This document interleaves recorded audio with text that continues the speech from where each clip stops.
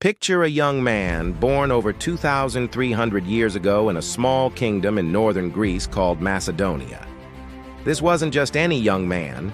This was Alexander, and his teacher was none other than the legendary philosopher Aristotle.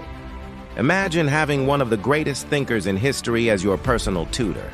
Aristotle didn't just teach him facts and figures. He taught him how to think critically, how to lead, and instilled in him a deep curiosity about the world. This education would shape the very course of history. Tragedy struck when Alexander was just 20 years old. His father, King Philip II, was assassinated, and suddenly this young man was thrust onto the throne. The surrounding Greek city-states and rival kingdoms saw a young, inexperienced boy. They thought Macedonia's power would crumble. They couldn't have been more wrong. Alexander didn't just hold the kingdom together.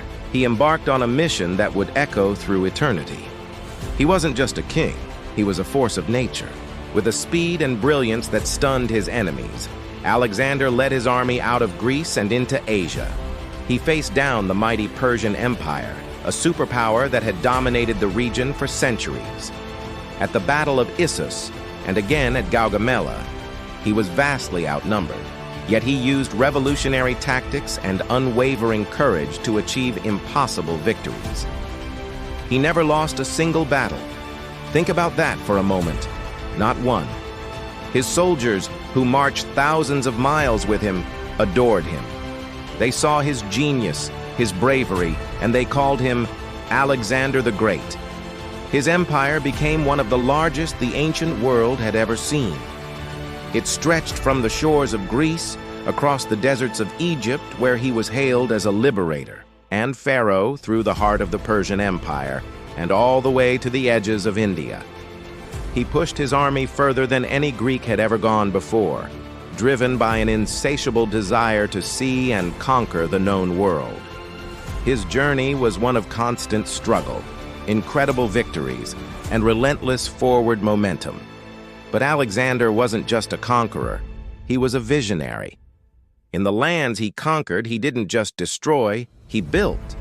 He founded dozens of new cities, and many of them he named Alexandria. The most famous one, in Egypt, became a beacon of learning and culture for centuries. In these cities, he encouraged a revolutionary idea, the fusion of cultures. He wanted Greek and Eastern traditions to mix, to share knowledge, art, and language. This blending created a vibrant new era known as the Hellenistic Age, a legacy that would outlive his empire. He wasn't just building an empire of land, he was building an empire of ideas. After years of relentless campaigning, his journey came to an abrupt and mysterious end. In the ancient city of Babylon, at the height of his power, Alexander fell ill and died. He was only 32 years old. He had conquered the known world, but couldn't conquer his own mortality. His vast empire fractured soon after his death, but his impact was permanent. His military strategies are still studied in war colleges today, and his dream of a united multicultural world left a mark on civilization that can still be felt. He was a king, a conqueror, a visionary, and a legend whose story continues to inspire and fascinate us. Thank you so much for joining me on this journey back in time. If you enjoyed learning about Alexander the Great, please hit that like button and subscribe for more stories from history. We'll see you in the next video.